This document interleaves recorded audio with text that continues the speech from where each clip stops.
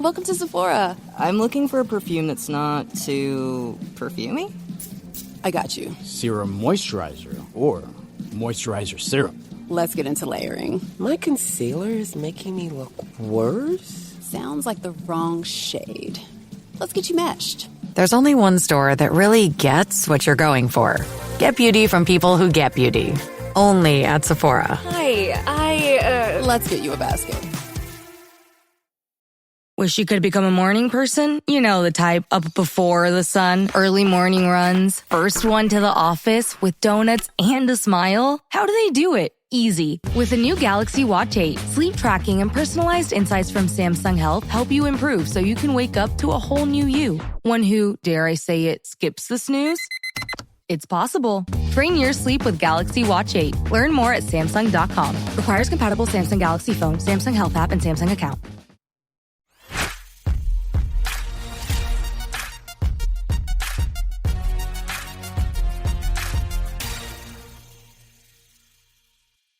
What is going on, everybody? Ryan Leary, William Tincup here with the BARF. This is the look at the week that was, so you can prepare for the week that is.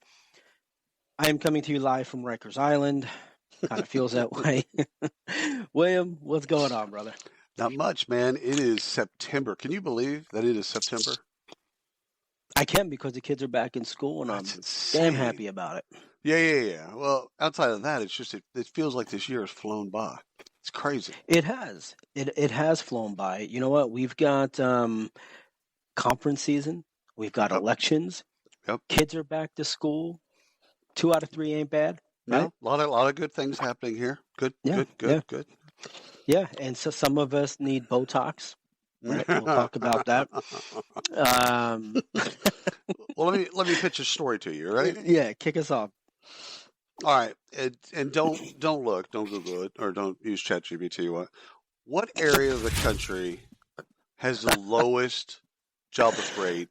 Had the lowest jobless rate in July? Just pick a place. Where do you think? What country? No, place in the United States. In the United States. City, and not city. State, large regional area. You're getting confusing for me now. Pick state. Let's go with Chicago. That'd be Illinois. No. No. South Dakota. In July, posted the lowest jobless rate at 2%. So check that out. 2% jobless. Like, that means almost everybody's employed. That's crazy. Conversely, District of Columbia, which is not a state, however, it is a district, had the highest unemployment rate at 5.5%. That's a swing of 3.5%, right? Yeah. This is all according to the BLS. You can find it on BLS.gov. So that the delta is large. So here's the thing. It's like, what makes those areas so different from one another? Is it population density? Is it the clusters of where people live? Yeah. Is it farmland? Like what makes that different? And then eventually, as I read that, I'm like, well, why don't the people in D.C. just move to South Dakota? I've always looked at D.C. as just like a tourist spot. I know it's not, but I've always kind of felt that it was. I think there's it's going to be one of the top industries, but it's also government, right? So it's government, right? Yeah. A lot of people that are in government that serve government. So like the people on, I think it's K Street, that are lobbyists. You know, like it's a lot of those people. I think a lot of people work in DC, but they live out. So they live in Maryland, they live in Virginia, they live out. They don't live in DC. Or it's the people in DC that get screwed out of the jobs. 100%. Yeah. Can we just talk about Illinois for a second? Yeah. Go for it. Go for it. Chicago. Chicago's the state, right? I heard nothing you said after that, because in my head I'm just thinking, no judgment. Third grade social studies. No. You skipped the day where the capitals and the state. No, you're good. You're good. Yeah. Don't worry about it. Yeah, All right. Anyhow, take a look at BLS data. It's always interesting. All right. A while back, we talked about non-competes being tossed out. Well, in a twist of fate, a judge tosses the FTC ban on non-compete agreements. So the reasoning behind this, which is I guess it makes sense if, for me, Right. the commission doesn't have the authority to issue the ban the judge finds, right? So what they said was the judge said that the role of the administrative agency is to do as told by Congress, Right. not do what the agency thinks it should do. Okay, so at face value, it sounds like it's legit and sounds right. I don't know, but I'm sure this is going to continue to go on and on. But it's also assumptive that Congress works. Right. Like the Congress actually is a working Congress. And again, not politicizing. It's just we haven't had a working Congress in quite a while. Right. So, like, what are agencies supposed to do in that instance? Yeah. Well, I think it's I think Congress needs to just say, yeah, let's do it. I mean, there's smarter people working on this than me. Got it. Right. But it hurts people. Oh, yeah. It legitimately hurts people. There's a lot of people in our industry that are just coming back in and doing work and announcing new jobs. They've been under, behind the radar, behind the scenes, because for the last 8 months, 12 months, they couldn't work in the space that they've worked in for 20 years. And it hurts them financially. It hurts their family, hurts their kid, hurts everything. Yeah. And so, it's something that needs to be looked at. So off the soapbox. Nope, it's a good soapbox. Nope. So, yeah, you ready? CEOs. No, I'm ready, as long as it's in Chicago. Yeah, good. So it's right outside of Chicago. CEOs are running companies from afar, even as workers return to office. Starbucks and Victoria's Secret CEOs live in other states. So this is on Bloomberg.com, so go check it out. First of all, my commentary is really simple.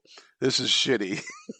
And it highlights privilege in such a dark way that I can work from home.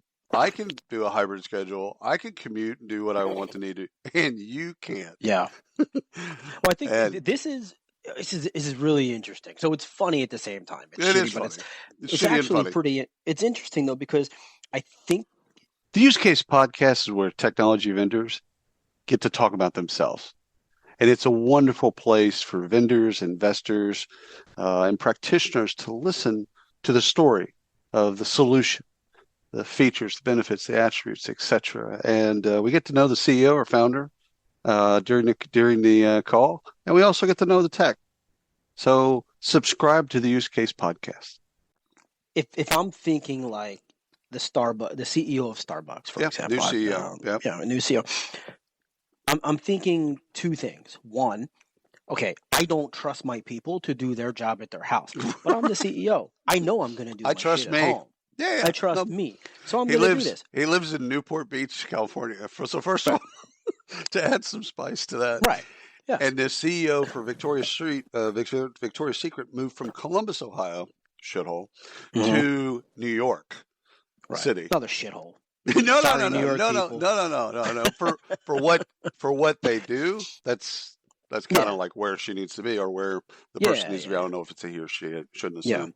Yeah. But I think, and I've said this before, I think RTO is about real estate, not productivity. I think it's a fucking sham.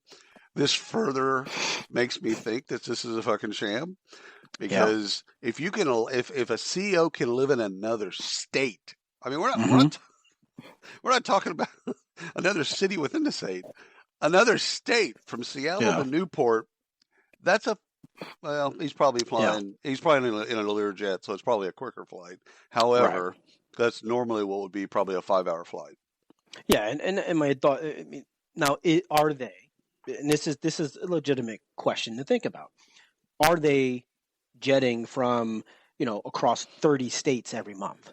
He said the article said that he was going to spend significant time in Seattle.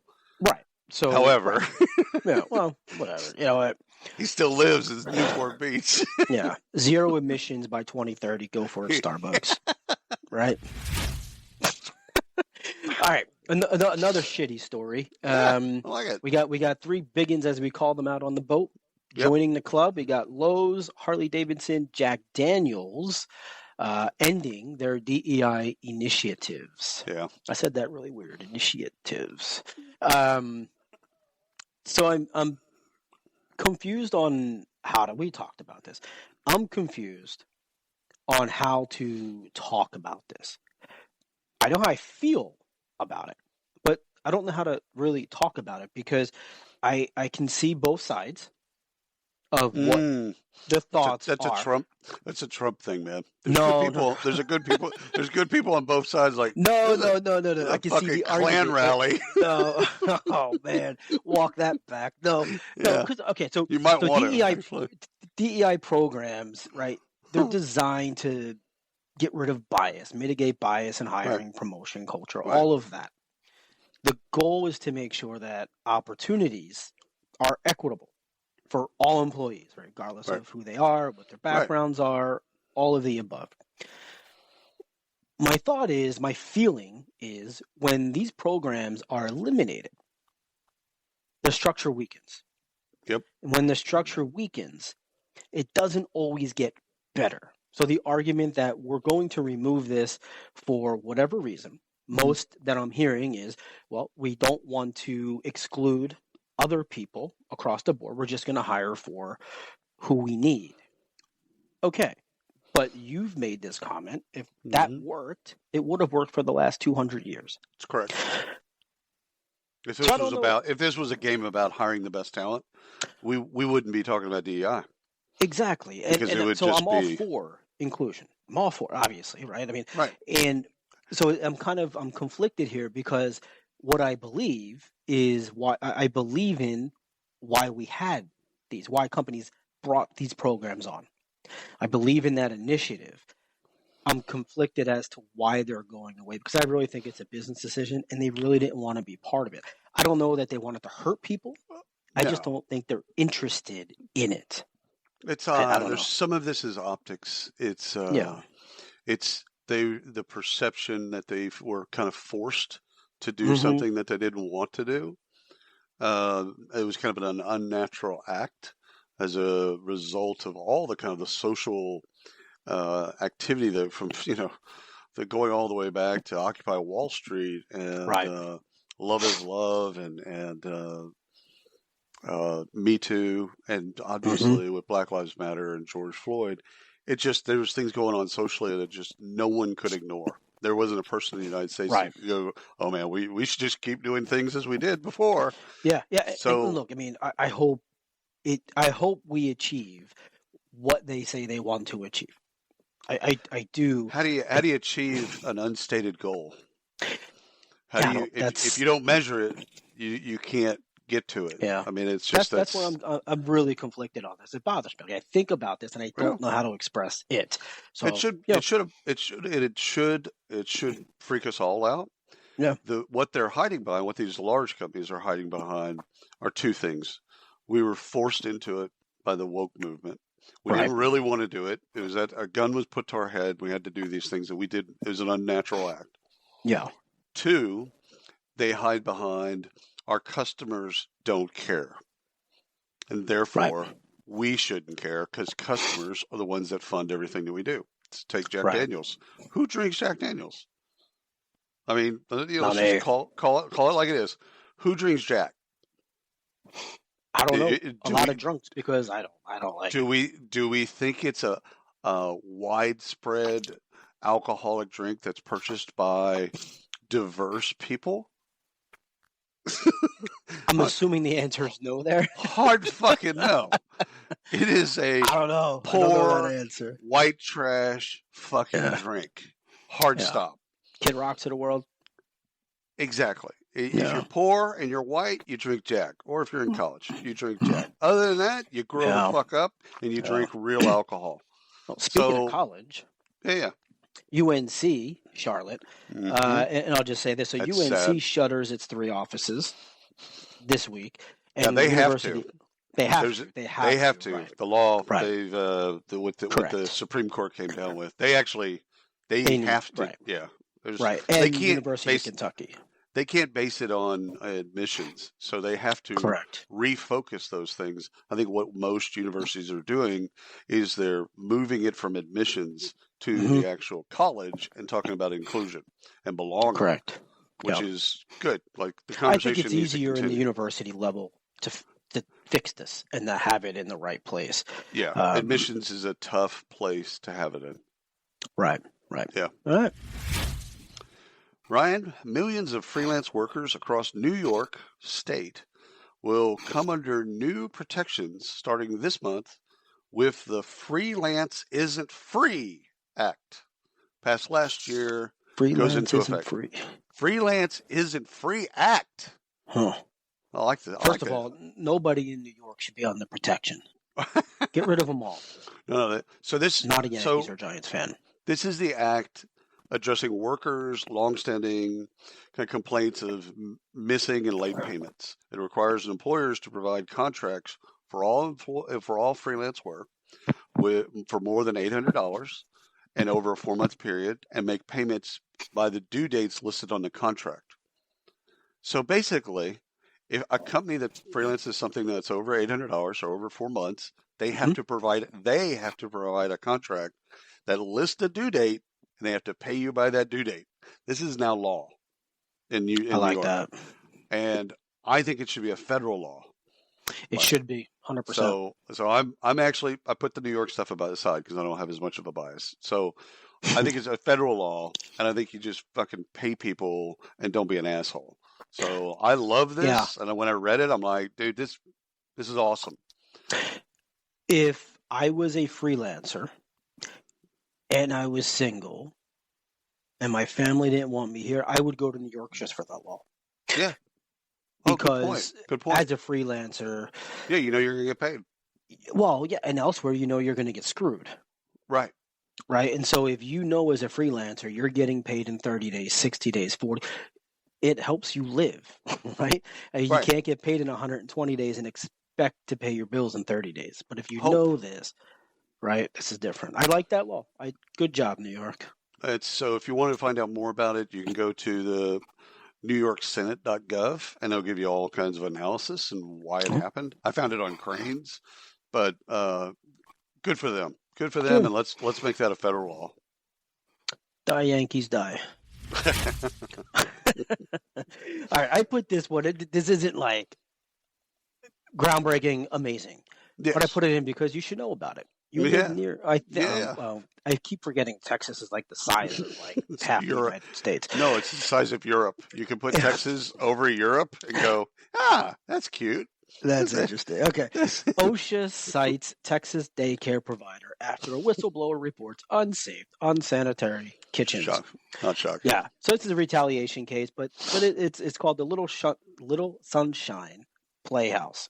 So it has 35 facilities in 9 states. This one in Texas just happens to be really dirty, which I'm sure the other ones are. So it's a $43,000 settlement. Nothing earth-shattering. But still. The employee got some severe rashes and some diseases, which I'm sure are transferred to the kids and all of that. But anytime I can talk about Texas, I'm going to talk about Texas for you. 100%, as you should. Yep. Nothing exciting. Let me pitch you this one. Employee health care costs could grow 9% next year, higher than the 6.4 increase employers saw between 23 and 24. This is on beckersplayer.com, so they cover all the benefits world. And prescriptions, what they cite is prescriptions, especially GLPs, are the excuse for the increase. And I say excuse because that's indeed what it is, an excuse to raise prices. Yeah. So anything, if you follow insurance from year to year, there's always something that's basically the reason why prices are going up. In fact, if you look at history of the insurance costs the last 25 years, it's never gone down. Right. It always increases. And so need to be in a business like that. No joke. We're in the wrong business. 9%. So healthcare costs, let's just say 10%, round it up, 10% higher.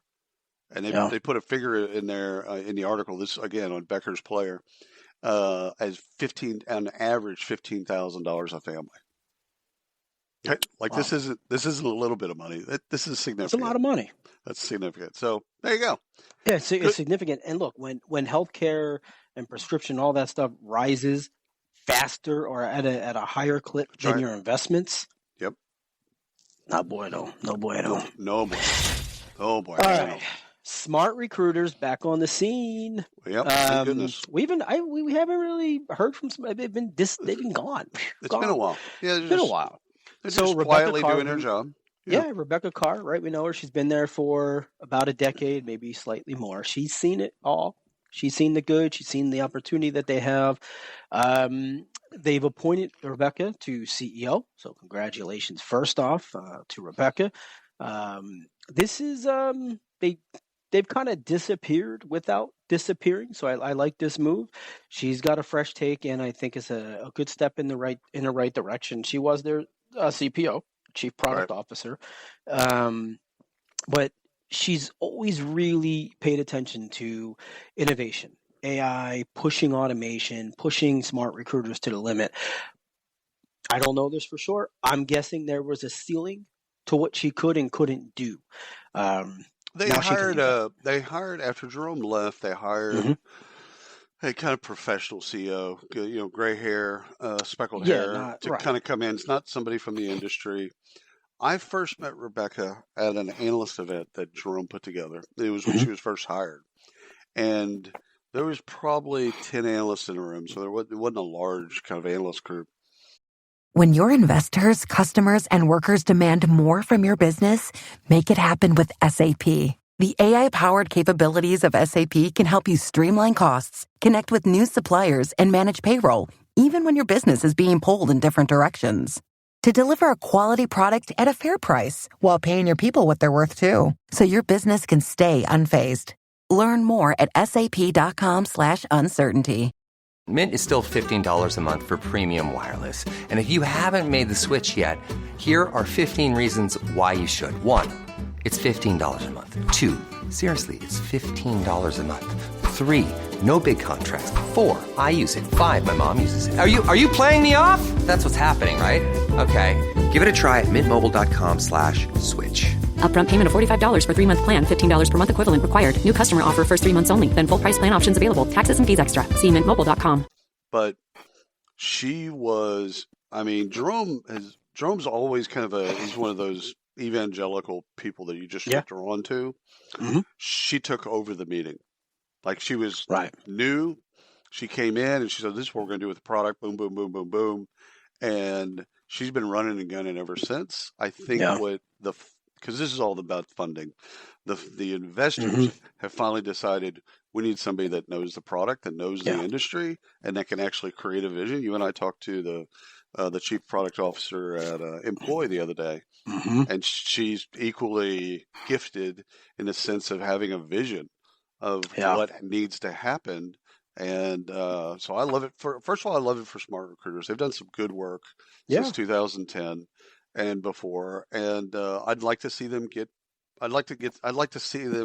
back out there, and be a part of the conversation. Because since Jerome's departure, they've, as you've mentioned, they've fallen off the map.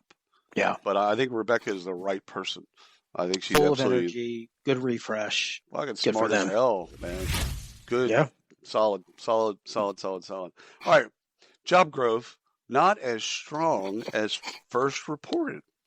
Newly released data from the BLS, Bureau of Labor Statistics, indicate that U.S. job growth was significantly weaker than previously believed, with a downward revision of 818,000 jobs. That was pretty significant. In March of 2024, that's 1 million people. Million jobs. This marks the largest adjustment. There's always an adjustment. Like there's a projection. Sure. There's always a adjustment. Like, okay, I get it. That's fair. Not 818,000. It's the largest adjustment since 2009. Yeah. And lowers the average monthly job gains from April 23 to March 24 to 173,000. Down from 242. So this was first reported on CNN. So take a look at that. Almost 1 million jobs. That's insane. How could we have gotten it that wrong? And in my opinion, it smells political. Mm-hmm. It kind of reeks of like, let's show that jobs are growing, and then make a big splash, and then retract it later. Retract it later, sweep it under the rug. There's. Will anyone notice? Will anyone notice that the 818,000 jobs weren't there? Yeah, you know what? It's like there's a handful of recession-proof jobs. You've got the weather people, right? Like they could just fuck up every day. And like, well, the weather changed. The wind blew the wrong way. Sports players, baseball players specifically, 100%. Can go 1 for or 3 for 10 and make the Hall of Fame. Yep. And government. I feel like you can just screw up your job every day, all day, and still be considered one of the top innovators in the world. And these are some of the most important jobs on the planet. That's the sad part. Is again, if we missed by 1 million jobs, okay, why? Like, why isn't there someone doing an That's inquiry? Almost not a miss. That's almost sabotage. Like somebody said, you know what? Moved a decimal point. I don't like Kamala. I don't like Biden. I'm going to screw this up. No, actually, it's positive for them. Well, right, yes. No, it would actually be reverse, this is good news, right? Yeah. So, anyhow, bad. All right. This is another one where not a ton of commentary from me on this, but it's really interesting, and I think it's going to be really interesting to everyone listening. Leaked recordings from the AWS, Amazon Web Services CEO, came out because why not? And this is what he said: software developers could stop coding soon as AI takes over. So, I want to read a couple of things because I think it's you should know about it. So I don't disagree with this, but it's gotten a ridiculous amount of coverage, obviously on CNN, CNBC, Fox, Business Insider, all Reddit. Forget it. It's breaking. Like people are going nuts here. 3 things that have been highlighted. I'm going to read these to you. Coding is just kind of like the language that we talk to computers. It's not necessarily the skill in and of itself. Point 1. 2, the skill in and of itself is like, now I'm saying these words because this is his quotes directly. These are quotes. Like. The skill in and of itself is like, how do I innovate? How do I go build something that's interesting for my end users to use? And third, it just means that each of us has to get more in tune with what our customers need and what the actual end thing is that we're going to try to go build, because that's going to be more and more of what the work is as opposed to sitting down and actually writing code. Now, actually, I think this is positive, Brian. I don't think this is negative. Very positive. I don't disagree with any of this, and it's going crazy about how Amazon's cutting all their developers. No. This is what we want. It's changing the job of a developer to be an architect and to be more customer facing rather than sitting down and coding. Like the ones and zeros, we needed you 3 years ago to do that stuff. Yeah. We don't need you to do that. Leading a growing business, it's like building a plane while flying it. Team building, decision making, and scaling all at once. At CPO Playbook, we get it. That's why our podcast, ranked in the top 10% worldwide, tackles the toughest leadership challenges with insights to help you lead smarter and grow faster. Tune into the CPO Playbook podcast because leadership doesn't come with a manual, but we're pretty close. Product for customer, right? This is working with this is sourcing versus recruiting. Right. Do you need to source anymore? Hate me all you want. I don't think so. I don't think you need to. In a couple of years, you're not going to want to. You're now going to be a real recruiter, a real partner. Yeah, sourcing analytics, that's cool. Sourcing intelligence, that's cool. Recruiting operations, hell yeah. But do you need to go into pick your favorite thing and write a Boolean string? Yeah. Do I need to run a site search and try to hack LinkedIn and bitch at LinkedIn because they're making millions and millions? They should make goddamn business. They should make tens of millions of dollars.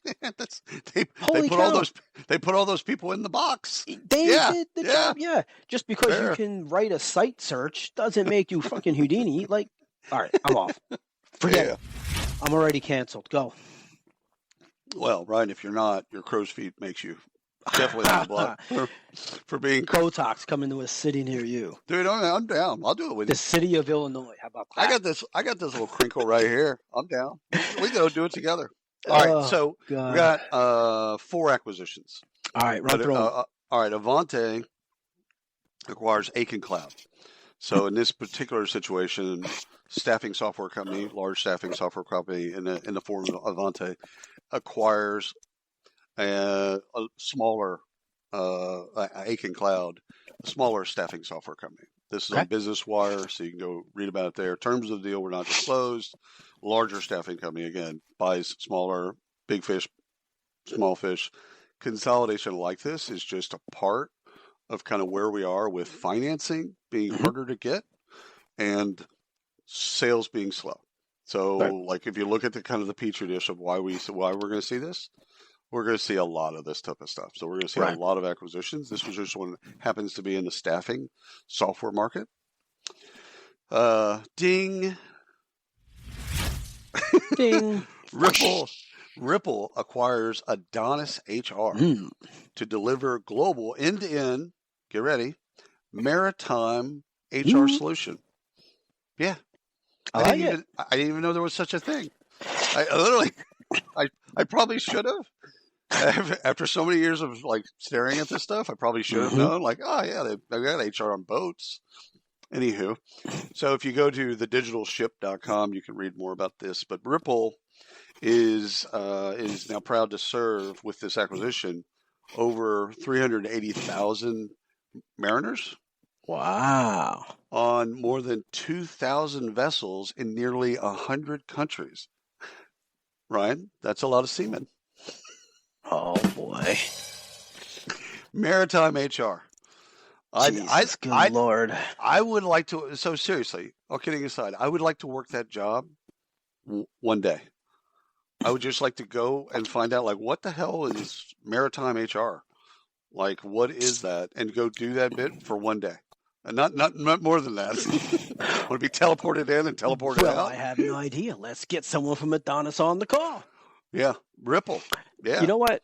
I'm assuming I know what it is, but anything in the ocean. Yeah. I don't care what happens. The ocean's like space to me. Deep ocean. It's like space. It's the same stuff. One's out up there, one's down there. And they're both equally awkward. For as much time as I spend on the water, the moment I am on a boat in salt water, right? Yeah. It's not good. No one's space. Good. You pass the atmosphere, and all of a sudden you're going to feel the same way. It's like, why are all these satellites out here? I think it's the same thing. I think it's the same thing in deep water. I thought you said, why are all these salads out here? I'm like, why salads? I don't understand why salads. A lot of eating up there. Same bit. All right, Lightcast acquires talent intelligence provider Strategence. So this is on lightcast.io. And you can read all about the acquisition. Basically, the acquisition makes Lighthouse global. So Strategence was more of the global talent intelligence player. And so they've just been, they have great data scientists and have. So they're acquiring, Lighthouse is acquiring that talent, and they're acquiring those customers. It's going to make them more global with talent intelligence. I think keep an eye on Lightcast, because talent intelligence is just, that ain't going away anytime soon. Interview, talent, everything, all of that.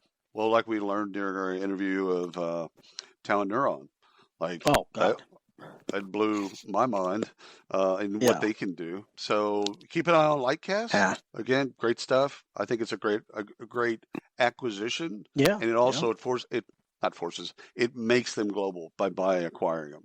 So yes, good for everybody involved. Good. We should put intelligence behind our name. Okay. Work-defined intelligence? Intelligence, or work-defined intelligence. And I feel like hockey stick. All the way up. We're just one word away. That's on it. That note, Talent Neuron, really is not the talent Noron of yesteryear. Like, oh my God. if you haven't seen it, guys, go check it out because blow my mind. All right, go ahead. Yeah, it was dope. All right, last acquisition to talk about today. Direct Employers acquires Equality Magazine's job boards to amplify job visibility and DEI solution. So this is on finance.yahoo, so you can read a little bit more about it there. So I think this is a good pickup for Direct Employers. And if people don't know them as well as maybe Ryan and I, this is an OFCCP compliance solution. They do all kinds of cool shit around that. Mm-hmm. In the sale, they got a network of diversity-focused job boards. So including That's a win. blackperspective.com, hispanictoday.com, veteransenterprise.com, and WIB1.com, Women in Business. Yep. That said, why did Equality Magazine sell these properties? So these are things that make you well, probably not profitable for them. They didn't know how to do it right. They were at a point where maybe it hit a ceiling. Who knows? Yeah. But I'm just impressed that Direct Employers is still acquiring job boards in there. I think it's a great pickup for them. So for the Direct Employers people, I'm like, yep, that's win. Dope. Win for we their need a customers. sound effect that just says winning. Win. Charlie Sheen. We just get the Charlie Sheen MP3. Winning. Winning. All right, Ryan, we are on to research. Are you ready? Educate me, homie. All right, let me give you one. U.S. businesses lack quality temporary workers. 70% of hiring managers report a low fulfillment rate due to not finding the right workers, reports Indeed Flex. Right, you know Indeed Flex because we interviewed their CEO. Yes, and that was a really fun interview. That was a really fun interview. So this is on IndeedFlex.com. You can go read about it. So staffing agencies can't find the talent. So a few nuggets that came from this report. 68% of U.S. hiring managers report using staffing agencies to recruit new staff, cover seasonal workload fluctuations, and fill in absent permanent employees. Okay, 68. We're over the two-thirds mark. Okay, check. 61% of U.S. businesses say that staffing agencies state they will work two or more agencies. Okay, all right, so we're still close to the 66 mark, two-thirds. And 70%, back to the thing is, the managers report a low fulfillment rate. So they're unhappy with their staffing agencies. So these are things that at one point they come together. Okay, if you're using staffing agents, multiple agencies, and it's not being done, and you're not doing it internally, at one point someone's going to knock on your door and say, "What's going on here?" Yeah. Did they break this down by size of agency? Yeah, they did. Because I didn't see the report, but I almost feel like boutique staffing agencies would do a better job than larger agencies. I could be very wrong. I don't know. But from my experience, boutique agencies are local. We have one local to me. Yeah. They've been there for 30-some years, and I just want to walk in. It's a storefront. Right. It's almost like an illegal storefront, like their gambling ring or something. And I want to walk in there. It's a massage parlor next door. Yeah, like I just want to like my question to him is will be, how have you been here so long? Like, what are you staffing in this location with 21,000 people in this town? How are you here that long? What are you doing? And I feel like it's because they're a staple in the community. Right. When you're in a pinch and you need a job, you go there. And they put you in a place that you normally would not have gone before for a temporary job. And I think larger staffing agencies are so baked into the LinkedIns of the world and all this other stuff, as opposed to just being local in the community. Interesting. I don't know. I've always thought that. I think this. I'd be interested to see the breakdown here. All right. Okay. So, what do you got? All right. I'm torn on this one. Okay. The research is really good. It's conducted by Gallagher. 5 key benefits is, well, there's a longer title, but 5 key benefits of like why employees are at companies and things like that. Right. Voluntary benefits. I should say voluntary benefits. So these are 5 key benefits to watch in 2025. So voluntary benefits, just kind of set the stage here, is a game changer now. Right. It's a game changer moving forward, period. So 63% of employees are willing to switch jobs. This is from the research. 63% of employees are willing to just up and out because benefits are better. Now, that's including salary. So salary, all things being equal, salary being less. Who's got the better benefits? Yeah. Better benefits that fit their lifestyle, they're willing to have the conversation. Okay. Yeah. So employers offering integrated benefits obviously will do better. These are things like supplemental health plan, legal services, identity protection, things like that. Okay. So you skipped five over key benefits. You skipped over pet insurance. I didn't get there yet. You ruined my surprise for you. So all right, 5 key benefits. Supplemental health benefits, critical in this accident, right? Legal plans, services, identity theft, I did that. Permanent lifelong care plans. That's all cool. going to die sometime. That's actually cool. And that is good because I was never offered that in corporate. Long-term care is awesome. That really is, especially since you're going to be working until you're 97, right? May as well. You might as well have it. And then that infamous fucking pet insurance. It's there, baby. It's there. It's there. For people that listening, I love pets. I have pets. I have multiple pets. Goldfish, hamsters. Yep. But pet insurance is one of these things that just keeps follow me around. Dude, it's a thing. It's think of it as these are expenses that just come out of nowhere. Yes. Yes. And if you take pets out of it, I mean, it could be engine block insurance. Yeah. It's just insurance. I mean, it's an expense that comes out of nowhere. Yeah. And all of a sudden you're like, oh, it's $3,000 to get my dog to X, Y, and Z. Right. Yeah. Everyone's going to do that. Absolutely. It's a benefit now, especially if you have multiple dogs or dogs that would potentially, right. They're high risk. Dude, we looked at bulldogs.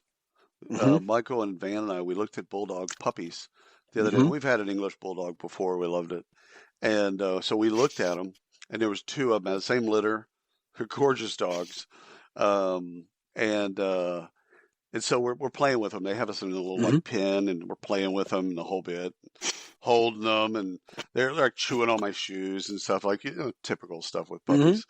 And Michael asked, my wife asked the gal that was showing us the puppy, and she was like, "Okay, so what are we, what are we talking price wise?" Well, now you could get both of them, and there's plans, there's this. I'm like, there's plans. Just get to the price. Put it down. 8,000 for one, 10,000 for the other. Yeah. Get the hell out of here! They got their pay. They got their pay. No way. Trust me, I could send you the bit.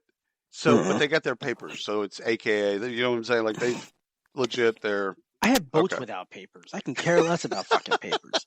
I'm not paying $8,000 for a dog. 10,000. It was 8,000 for the boy, 10,000 for the girl. Yeah. I'm like, where's the equity in that? I don't understand. Yeah. Well, come on. Who's complaining about this? If we can breed them and we can have, and we can sell each one for $8,000, I might be in. The boy could be studded out. She actually said that. She said that. She goes, listen, you can stud him out. He's got great color. You could stud him out. I'm like, could be. So pimping ain't easy. I used to joke about it, right? Like we've done. Everyone probably knows by now. Right? We did the the SHRM thing, and they showed up. And what are we going to talk about? Now it's kind of like it's a thing. Like I can't really joke about it because God forbid I need it. But it'll come out. It's like a thing. I'm kind of sold on it. Yeah, I'm sold on it.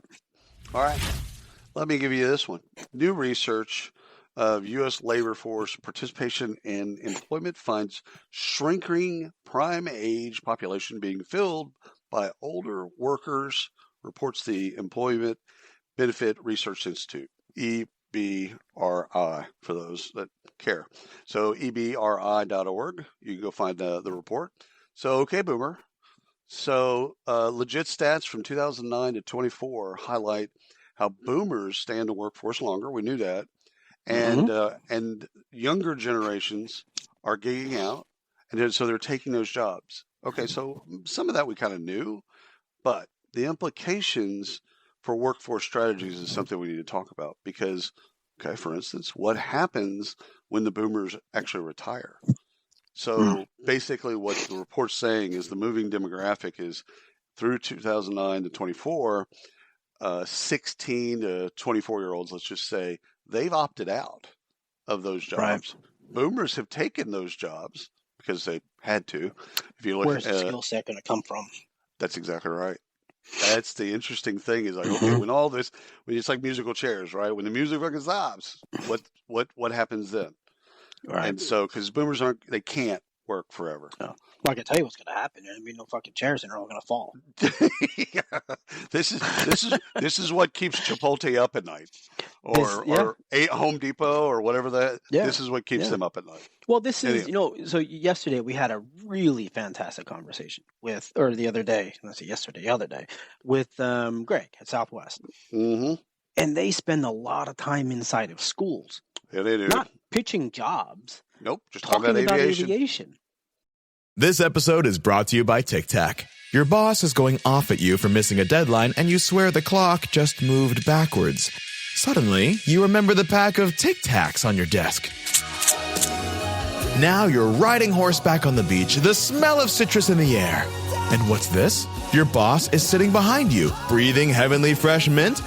Refresh your mouth and mind, and share your good vibes with Tic Tac.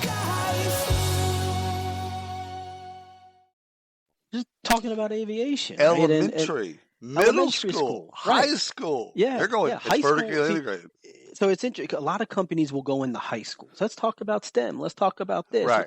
Fantastic, right? No, they're going into elementary schools. Elementary. And that's genius. One, they're educating kids. And it's exciting, right? They want to be a police officer, fireman, or EMS, or teacher. Like these are professions that go into elementary schools and kids look up to them. Dude, he said something that blew my mind. I'm still chewing on it. He said 7 out of 10. He goes, you give me 7 people out of 10, and I'm going to put them on the docks. So they're going to be throwing bags. Right. And you get the other folks go to college. 7 of those people are going to be outpacing those people in pay. Yeah.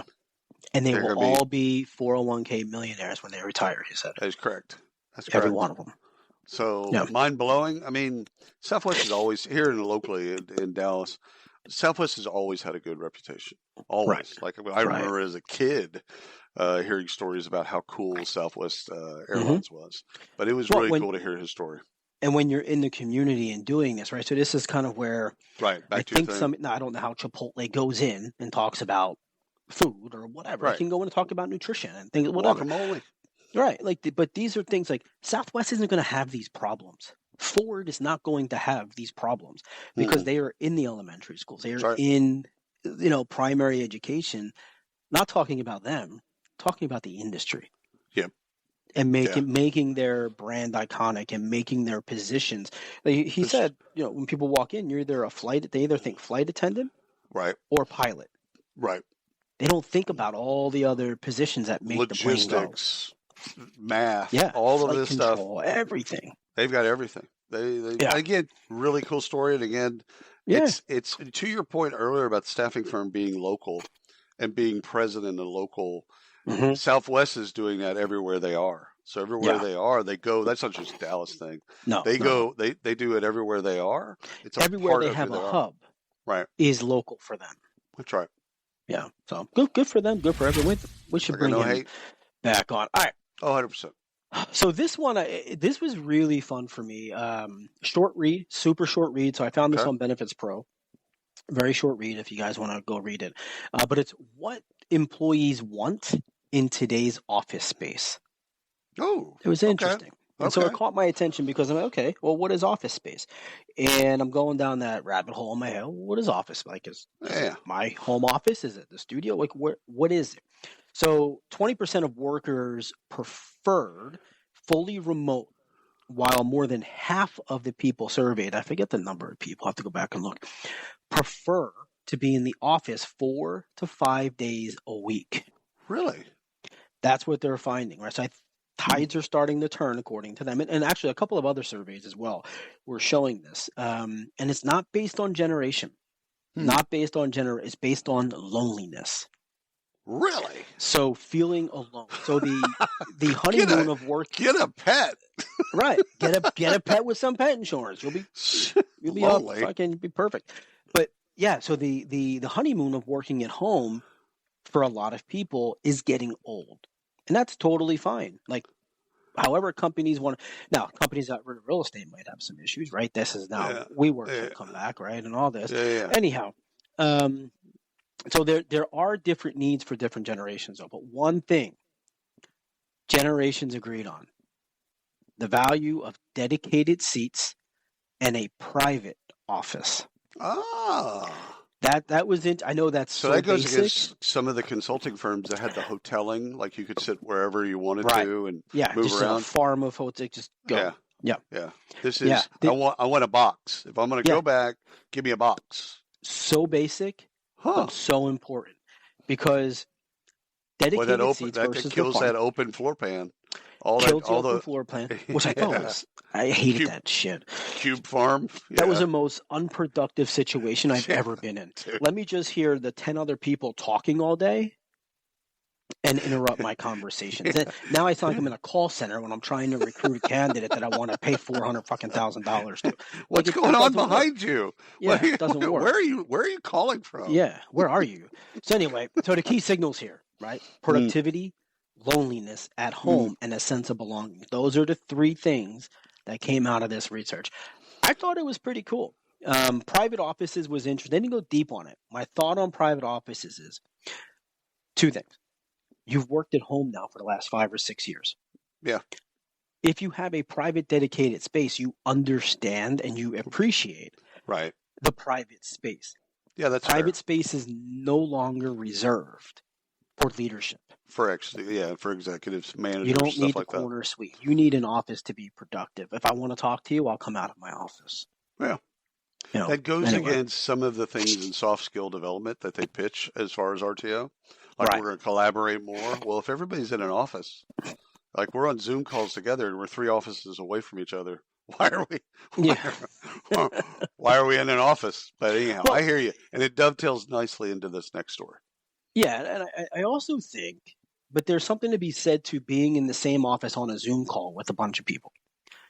It cuts down on the water cooler talk. So you're in an office, you're being productive, you're still seeing people, but I don't need to talk to you for 45 minutes when you're 3 offices away. I can do that at home.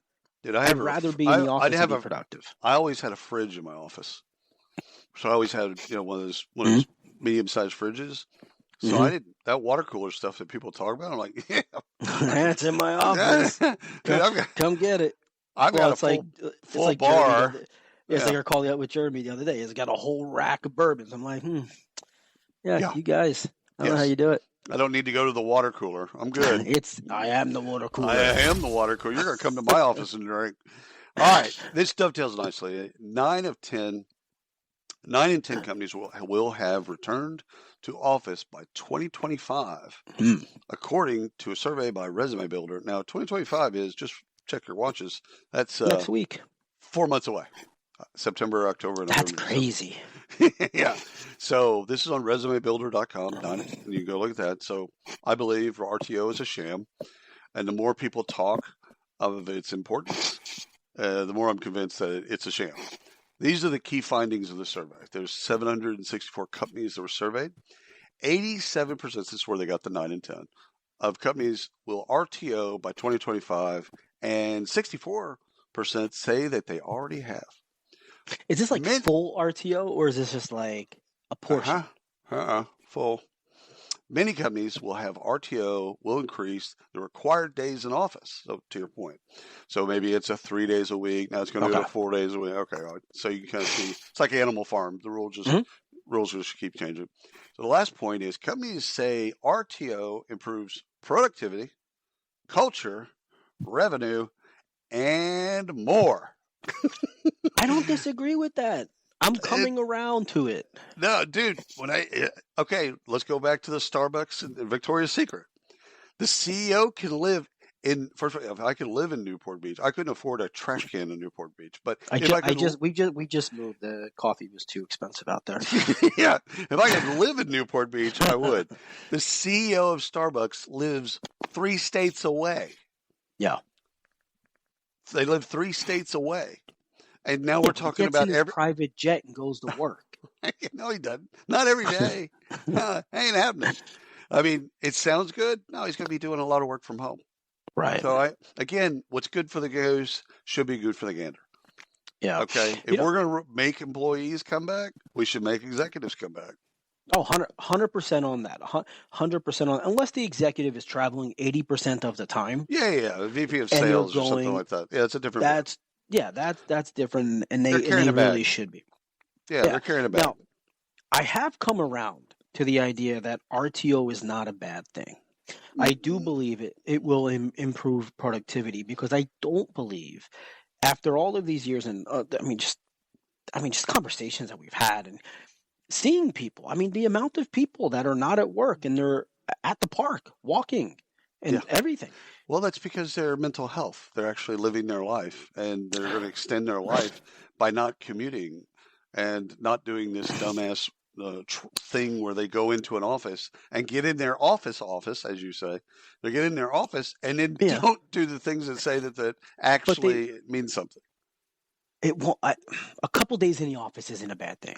I'm not promoting it one way or the other, because I would suck in an office. I think it's a sham. I just think it's a sham. I've been in an office since 2008 or 2009, whatever. I think it should be totally voluntary. So I think there should. My take is real simple: have an office.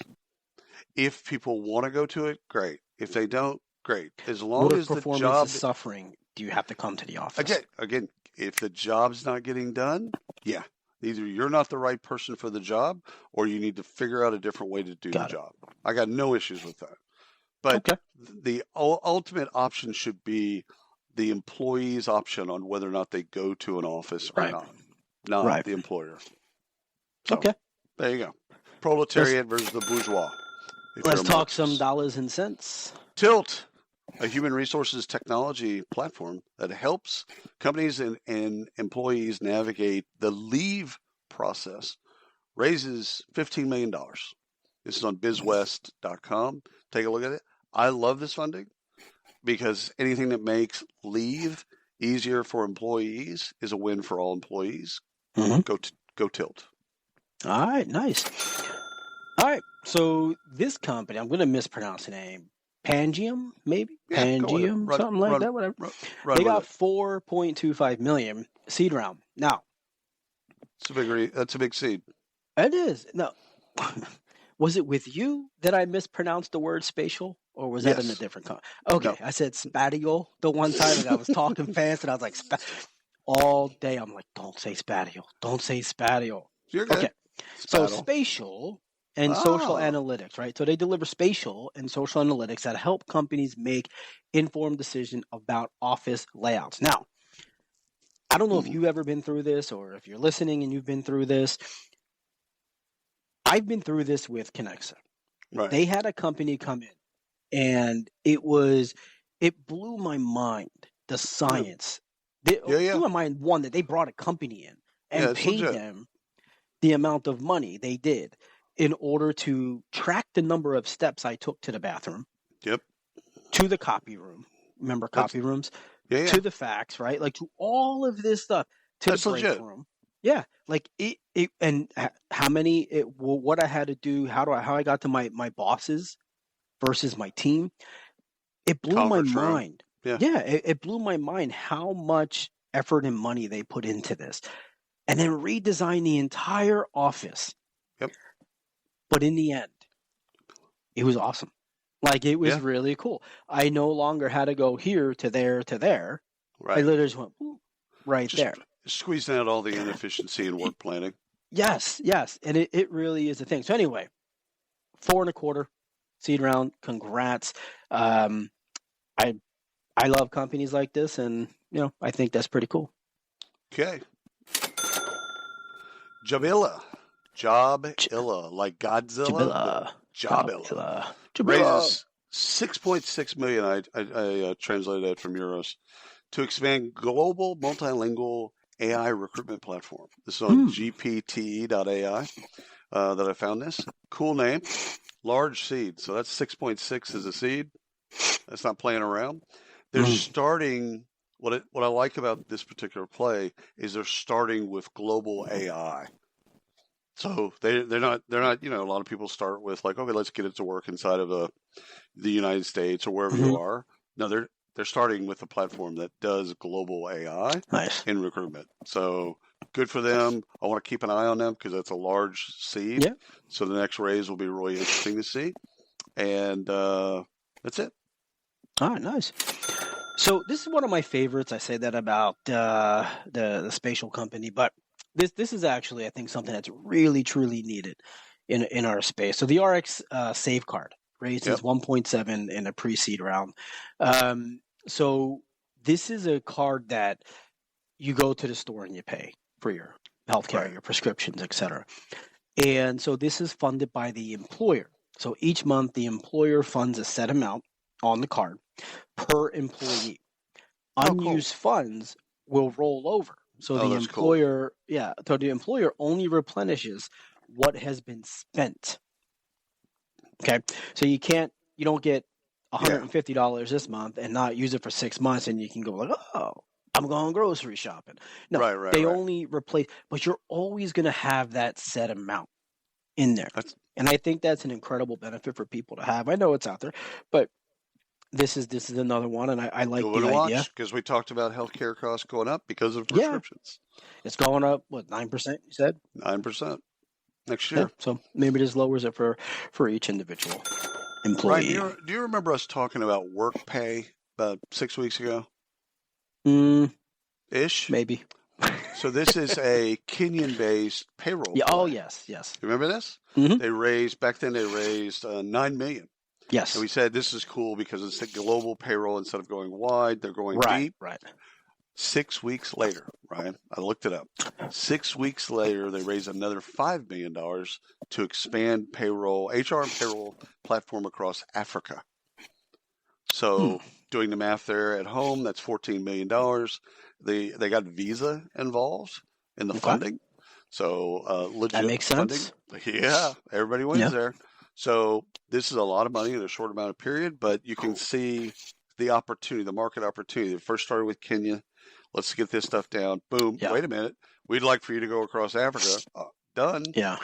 Now they're going. So was this? Do you think this was a planned raise, or it was like, oh, hey guys, we can do this. 100%. Let's get more. 100%. Yeah. They realized right away. Other people came in and just said, "Hey, listen, you need some more money?" Well, yeah. We'll take over Africa. I think we need to put work pay on the watch list and 100%. Yeah. If they're getting money that quickly, then there's something else there. 14 million in 6 weeks, yo. That's legit. Yeah, that's fair. All right. Yep. Anyhow, good for them. Good for Africa. Congrats to them. Okay, so Cadence launches Fem.ai. They pledge. Okay. So this really isn't like a funding thing, but we're going to put it. So I put it here. So they pledged $20 million. So I guess it is kind of funding to kickstart gender equality in the AI workforce. So Cadence. Oh, that's interesting. Yeah. Okay. So Cadence is a company that creates software and tools to help design electronic gadgets. So think like smartphones, computers, car electronics, right? So the goal here is to propel women and the industry towards a more equitable tech sector. That's where they're focusing, with an emphasis on opportunities in AI. So this is where it's at. So the Cadence Giving Foundation, which is what they're called, committed $20 million towards Fem.ai, which includes philanthropic and product donations over the next decade to organizations that align with their mission. So I like it. In fact, how could you be against it? This is an extension of all the STEM programs we've seen in the last 20 years about getting girls interested in the hard sciences. This is just a natural, nice extension. Great for everybody. There's nothing. There's just nothing to say bad about this. Good for them. Somebody didn't remove their DEI. No. Too soon. Philanthropic. But philanthropic. No worries. Your money line, Ryan, you know these people. I do know these people. $4.5 million to improve employee financial health with AI. Nice. This is on yourmoneyline.com. And Ryan, we're going to have Peter on the show on the You Should Know podcast next week to discuss financial wellness. But I didn't know anything about their funding when we booked them. So he's going to be talking about the financial wellness and the business cost of not doing it right by your employees. So the opportunity cost. So congrats on the raise. He does a wonderful podcast. So it's legit. He knows his stuff, and they just raised $4.5 million. Congrats. We'll learn more. Congrats. Yeah. That's going to be a good conversation. I got two more. Let's go through them. Impact Tool, an AI-enabled career platform, raises $4 million. This is on eustartups.com. Take a look at them. A lot of language regarding matching and intelligent matching. What I like about this raise is how they talk about the nature of how AI should help you manage your career. So I like, because it's a career platform. I do like that. That AI, like you've talked about pilots and co-pilots being around you and saying, you should be doing this, you should be thinking about that. This is a job that you want, like that type of stuff. They're embedding that. So I love that. And congrats on the $4 million raise. Yeah, for real. Last funding news of the week. Thera, Thera. Thera scores $4 million seed to make it easier to hire and pay international employees. So this is an international global payroll play. This is on VentureBeat, so you can go learn about Thera there. Large seed. So $4 million again. It's a large seed, but it's a crowded market. With all the players that have gotten money, a lot of money in the last couple of months and years, I'm really interested to see what's their differentiator. But what is it going to be? Like, what's going to be the bit that really makes them different in a global payroll space? That used to be there was only 4 players. Then all of a sudden now there's 100 players. There's right. And legitimate players that can pay across 160 countries, etc. Multilingual and all that stuff. Time will tell, like what we have here, but that is a large seed for something that is a crowded market. So good luck to them. Yeah, congrats to them. And the question in my mind is, do we need all these players? I think we do. I think we need innovation in this space. It's been a space that has been highly innovative, but not understood over the course of years. And I think these smaller players are coming in and pushing, and a lot of them will get eaten up or they'll die. One of the two. But I think there's a lot more room than just the 4 big guys. 100%. So, yeah, 100%. Awesome. We're done. That wraps us up for the week. So thank you all for listening. Thank you for watching. Love us, like us, subscribe everywhere. If you have a moment, please take a moment, review, hit the stars, and say some great things about us. We would love you to do that. Helps you. And we're going to be at HR Tech coming up. We're going to be at iSolve